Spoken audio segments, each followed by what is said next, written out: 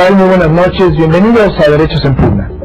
Como hemos venido comentando a lo largo de varios de nuestros programas, México está inmerso en un amplio proceso de cambio estructural, a partir de numerosas reformas constitucionales que devendrán además en múltiples leyes nuevas o múltiples cambios a las leyes ya existentes.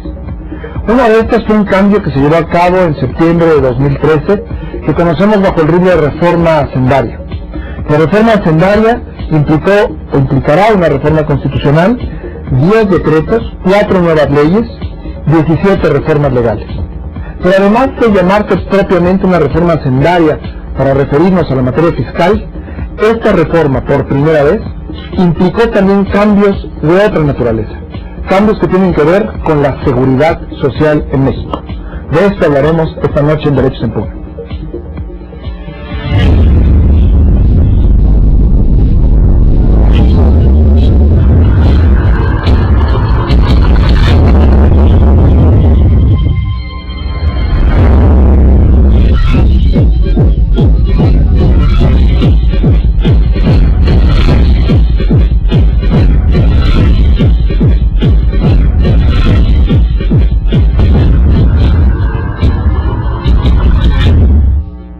Muy bien, y para hablar justamente de estos importantes cambios en materia de seguridad social, tenemos el enorme honor esta noche de contar en el programa con el director general del Instituto Mexicano del Seguro Social, el doctor José Antonio González Anaya. Es un placer, doctor, muchas gracias. Muchas gracias por tenerme en el programa.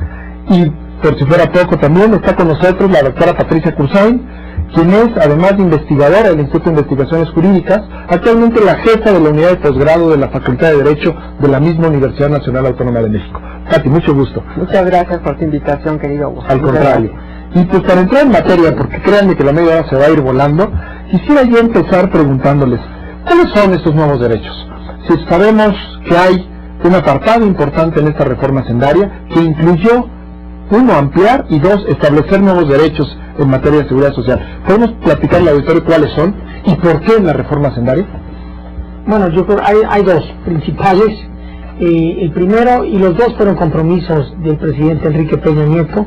Primero es establecer una pensión universal y establecerlo como un derecho constitucional, y de ahí viene el cambio constitucional que se hizo, y actualmente se están discutiendo las reformas secundarias para reglamentarla. Pero es relativamente sencillo. Cualquier mexicano, por ser mexicano y residir en México, después de cumplir 65 años, tiene derecho a esta pensión universal, que poco a poco va convergiendo al nivel mínimo de sobrevivencia que establece el Coneval, que hoy son 1,092 pesos. Es decir, la idea o el concepto es una pensión, significa cierta cantidad de dinero que se le da a los mayores de 65 años, supongo que no tengan otro tipo de previsión en ese sentido, para sus gastos básicos de manutención. Es correcto, dice la Constitución. Es correcto, y es para asegurar que todos los mexicanos tengan acceso a una pensión, independientemente de su condición laboral o cualquier otra que exista, y por eso es una pensión universal. Y la gran diferencia es, antes siempre hemos tenido pensiones, pero estaban ligadas a cumplir ciertos otros requisitos. Este cambio lo que hace es asegurar una pensión para todos los mexicanos.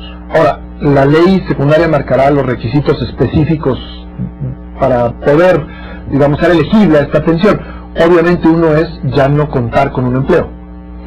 Sí, es correcto, es cuando uno se retira y cumple 65 años. Es lo que en otros lugares se conoce como un retiro, ¿no? Y es correcto. Y es nada más, no hay muchos más requisitos que esos. Esa es parte de la, pues de la bondad y la nobleza de esto, es que no hay muchos más requisitos más que tener más de 65 años, ser mexicano, haber residido en México cierto tiempo y no estar trabajando. Y antes de entrar al otro derecho, una pregunta importante.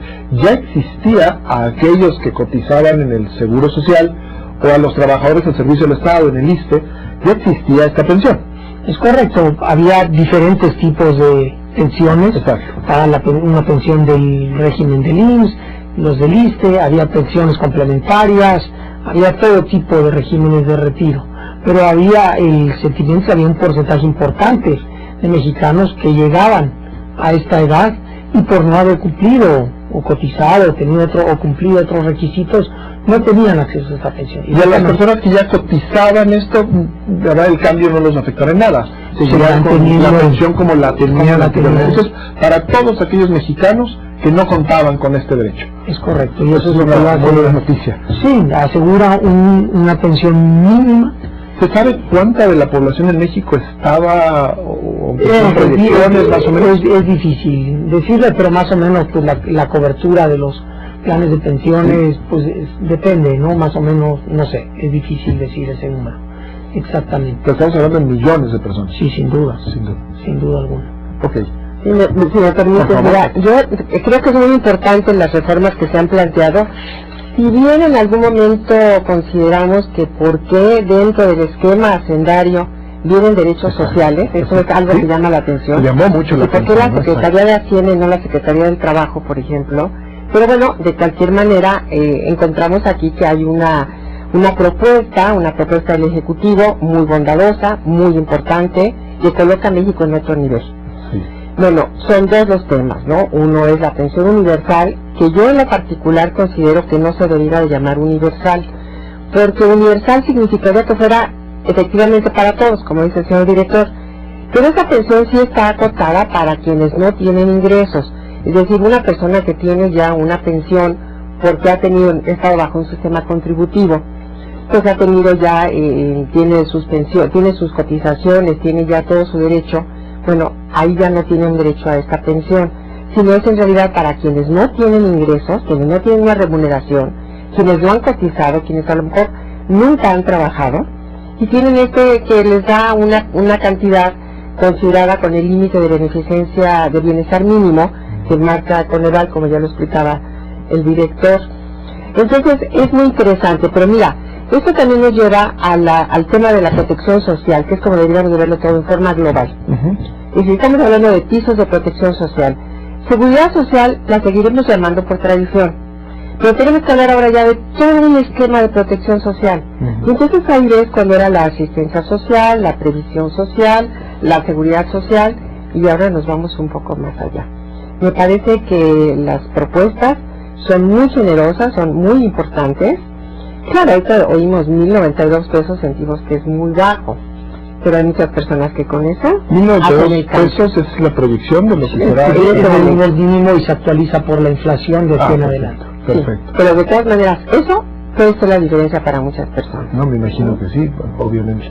Claro. Y aquí, para hacer un matiz y ponerle algo de contrapunto al tema, los que no tienen acceso, sin entrar a una cosa técnica, pero los que no tienen derecho a esta pensión, porque tienen derecho a otra pensión, en cierta medida el Estado cumplió con ellos, porque recibieron una cuota social durante sus cotizaciones. Entonces, al final del día, por eso existe un equilibrio y un balance de que todos los mexicanos tienen derecho a esto, y por eso lo llamamos así, porque o sea, no es que todo que fuera adicional, que yo creo que es la alternativa, pero la verdad es que los que cotizamos a cualquiera de estos sistemas recibimos una cuota social durante nuestra vida. El director del Instituto Mexicano del Seguro Social cotiza para el ISSSTE. No, es una pregunta que no es el Seguro Social es parte del apartado A, y entonces cotiza, no cotiza para el ISSSTE, cotiza para el ISSSTE. Seguramente te confundes por esta situación que es confusa para muchísimos.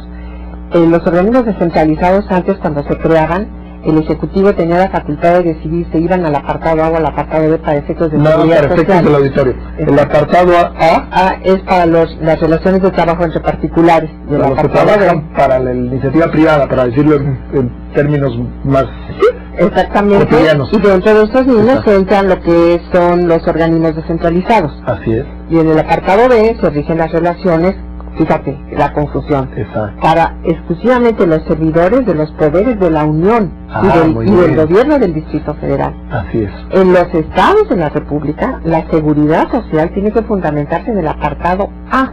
Qué curioso.